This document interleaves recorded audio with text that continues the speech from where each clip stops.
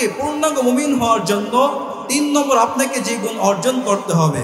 এজন্য আল্লাহ রাব্বুল আলামিন বলেন ওয়াল্লাযীনা হুম লিয-যাকাতি ফাঈলুন।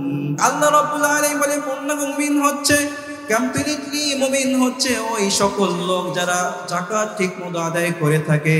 যখন সম্পত্তির যাকাত ফরজ হয় ওই সময় তারা তাদের সম্পত্তির যাকাতগুলো আদায় করে থাকে, তারাই হচ্ছে পূর্ণাঙ্গ ঈমানদার। ঠিক কিনা বলুন? পূর্ণাঙ্গ মুমিন সব সময় নিজ সম্পত্তির যাকাত ঠিকমতো আদায় করে থাকে। আমাদের সমাজের মধ্যে কিছু মানুষ আছে অঢেল সম্পত্তির মালিক, ওই টাকাগুলো সুইস ব্যাংকে রেখে দেয়, বাট যাকাত দেওয়াটাকে দায়বদ্ধতা মনে করে। আছেন এমন সমাজ মানুষ? এজন্য তিরমিজির বর্ণনায় বিশ্বনবী বলেন কিয়ামতের পূর্বে এমন একটি সময় আসবে যে সময় মানুষ যাকাত দেওয়াটাকে দায়বদ্ধতা মনে করবে। বিশ্বনবী বলেন তোমরা ওই সময় কিয়ামতের জন্য অপেক্ষা করে থাকো। ঠিক কিনা বলুন? ভাইরা আমার, যাকাত যদি আপনি ঠিকমতো আদায় না করেন তাহলে আপনার জন্য কি শাস্তি হতে পারে কিয়ামতের মাঠে।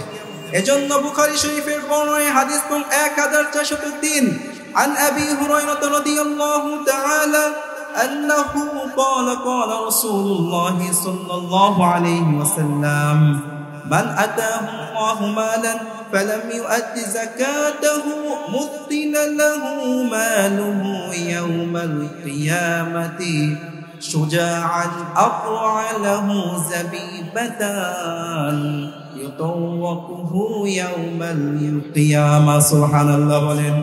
হযরত আবু হুরায়রা রাদিয়াল্লাহু তাআলা আনহু থেকে বর্ণিত আল্লাহ রাসূল সাল্লাল্লাহু আলাইহি ওয়াসাল্লাম বলেছেন আল্লাহ রাব্বুল আলামিন যে ব্যক্তিকে সম্পদ দিয়েছেন ওই ব্যক্তি ওই সম্পত্তির যাকাত ঠিকমতো আদায় করেনি, কিয়ামতের মাঠে ওই সম্পদগুলো বিষাক্ত দাঁত বিশিষ্ট দুরাকাটা সাপে পরিণত করে তার গলার মধ্যে ঝুলিয়ে দেওয়া হবে।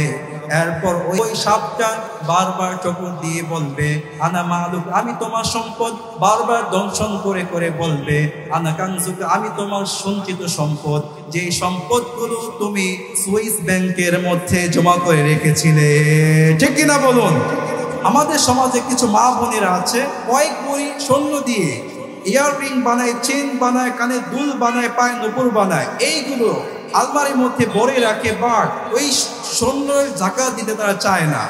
এজন্য মা বোনেরা ভালো করে শুনুন, কুরআনুল কারীমের 10 নং পারা সূরা তাওবার মধ্যে আসছে আল্লাহ রাব্বুল আলামিন বলেন ওয়াল্লাযীনা ইয়াকনিজুনা আয-যাহাবা ওয়াল ফিদ্দাতা ওয়া লা ইউনফিকুনাহা ফি সাবিলিল্লাহি ফাবাশশিরহুম বিআযাবিন আলীম। আল্লাহ রাব্বুল আলামিন বলেন ওই সকল লোক যারা স্বর্ণ রূপা জমা করে রাখে, সঞ্চয় করে রাখে, এইগুলো আল্লাহর পথে ব্যয় করে না, যাকাত দেয় না, আল্লাহ বলেন নবী সাল্লাল্লাহু আলাইহি ওয়াসাল্লাম তুমি তাদেরকে শাস্তির সুসংবাদ প্রদান করো। আচ্ছা আপনারা বলেন শাস্তির কি কোনো সুসংবাদ হয়? হয় না। তাহলে আল্লাহ রাব্বুল আলামিন শাস্তির সুসংবাদ কেন বললেন? শাস্তির ভয়াবহতা তীব্রতা বোঝানোর জন্য। ফর এক্সাম্পল, ঘরের মধ্যে যখন সন্তান অনেক দুষ্টামি করে ওই সময় মা কি বলে? এত দুষ্টামি করিস না, তোর বাবা আসলে এমন মার দিবে তুই মজা বুঝবি। আচ্ছা মার দিলে কি মজা পাওয়া যায়? তা কেন মজা বললো? মারের তীব্রতা বোঝানোর জন্য। ঠিক ইন দ্য সেম ওয়ে আল্লাহ রাব্বুল আলামিন শাস্তির তীব্রতা বোঝানোর জন্য শাস্তির সুসংবাদ বলেছে। চিল্লা বলেন ঠিক কিনা? আজ আমাদের বিশ্বের ইকোনমিক সিস্টেম, অর্থনীতি ব্যবস্থা হচ্ছে সুদের উপর। এজন্য এক দেশ গরিব হচ্ছে, আরেক দেশ বড়লোক হচ্ছে। প্রেজেন্টলি আমাদের বাংলাদেশের বর্তমান ইকোনমিক সিস্টেম, অর্থনীতি ব্যবস্থা হচ্ছে সুদের উপর। তাই সমাজে এক শ্রেণীর মানুষ গরিব হচ্ছে, আরেক শ্রেণীর মানুষ বড়লোক হচ্ছে। ফর এক্সাম্পল, আপনার কিছু জায়গা আছে, টাকা নেই, এখন আপনি কিভাবে বাড়ি করবেন? ব্যাংক থেকে লোন নিয়ে আসবেন, শুধু টাকা নিয়ে আসবেন, এনে এরপর বাড়ি করবেন। এখন ব্যাংকের লোন শোধ করবেন কিভাবে? ওই বাড়িকে ভাড়া দিয়ে। তাহলে ব্যাংকওয়ালা এখানে দ্বিগুণ টাকা পাচ্ছে, বাড়িওয়ালা বাড়ি পাচ্ছে, আর যারা ভাড়াটে এরা গরিবই হচ্ছে।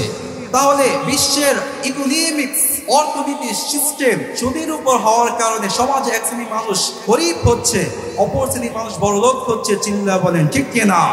আজ যদি আমাদের অর্থনীতি ব্যবস্থা আল্লাহর দেওয়া বিধানের উপর হতো, ইনশাআল্লাহ এই পৃথিবীর মধ্যে সমস্ত অসচ্ছল মানুষগুলো সচ্ছল হয়ে যেত। চিল্লা বলেন ঠিক কিনা? The Islam is just not a religion, but Islam must life system. ইসলাম শুধু ধর্ম নয়, ইসলাম হচ্ছে একটা জীবন ব্যবস্থা। আপনি ইসলামের মধ্যে সব কিছুর সমাধান পেয়ে যাবেন। আপনি কি চান, ইসলাম আপনাকে সেটাই সমাধান দিয়ে দিবে। আপনি রাষ্ট্র চালানোর ক্ষেত্রে ইহুদি, খ্রিস্টান, অমুসলিমের সাথে কি ব্যবহার করবেন, কিভাবে চলাফেরা করবেন, ইসলাম আপনাকে এই সমস্যার সমাধান দিয়ে দিয়েছে। সুবহানাল্লাহ বলেন।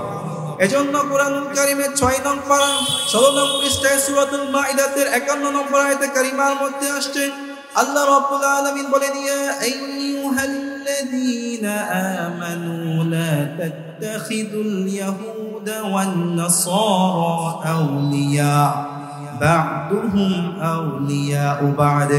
আল্লাহ রাব্বুল আলামিন বলেন, ও ঈমানদারগণ, তোমরা ইহুদি খ্রিস্টানদেরকে বন্ধুরূপে গ্রহণ করো না, কারণ তারা কতকের বন্ধু। ঠিক কিনা বলুন? ফর এক্সাম্পল, ইহুদি রাষ্ট্র ইসরায়েল প্যালেস্টাইনকে মারছে, আর প্যালেস্টাইনকে মারার জন্য খ্রিস্টান রাষ্ট্র আমেরিকা ইসরায়েলকে সাহায্য করছে। তাহলে খ্রিস্টান আর ইহুদি কি বন্ধু হয়ে গেল, আর এখান দিয়ে মার খাচ্ছে কারা? প্যালেস্টাইনরা, মুসলিমরা। তাই আল্লাহ রাব্বুল আলামিন ইহুদি খ্রিস্টানদেরকে বন্ধুরূপে গ্রহণ করতে নিষেধ করেছেন। চিল্লা বলেন ঠিক কিনা? তাহলে আপনারাই বলুন, কোরআনের মধ্যে, ইসলামের মধ্যে ভূ রাজনীতির কথা আছে না নাই? আছে। যারা বলে কোরআনের মধ্যে, ইসলামের মধ্যে রাজনীতির কথা নাই, তারা ইসলামের বিধানকে অস্বীকার করে। আর যারা ইসলামের বিধানকে অস্বীকার করে তারা কাফির হয়ে যাবে। চিল্লা বলেন ঠিক কিনা? আমাদের সমাজে অনেক মানুষ আছে যারা বলে ইসলাম একটা প্রাচীন রিলিজিয়ন, ধর্ম, তাই ইসলামকে ধর্ম হিসাবে বিশ্বাস করো, বাট ইসলামে ধর্মান্ত হওয়া যাবে না।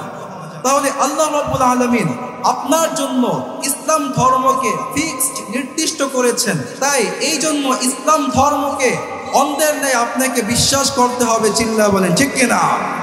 এজন্য কুরআনুল কারীমের 3 নং পারা 11 নং পৃষ্ঠায় সূরা আল ইমরানের 19 নম্বর আয়াতে কারিমার মধ্যে আসছে আল্লাহ রাব্বুল আলামিন বলেন, ইন্নাদ দীনা ইনদাল্লাহিল ইসলাম। Allah is only way is Islam. রব্বুল আলামিন বলেন, নিশ্চয়ই আল্লাহর কাছে একমাত্র মনোনীত ধর্ম হচ্ছে ইসলাম। আল্লাহ রব্বুল আলামিন আমাদের জন্য ইসলাম ধর্মকে নির্দিষ্ট করেছেন। তাই এই ইসলাম ধর্মে আমাদেরকে ধর্মান্ধ হতে হবে। চিল্লা বলেন ঠিক কিনা?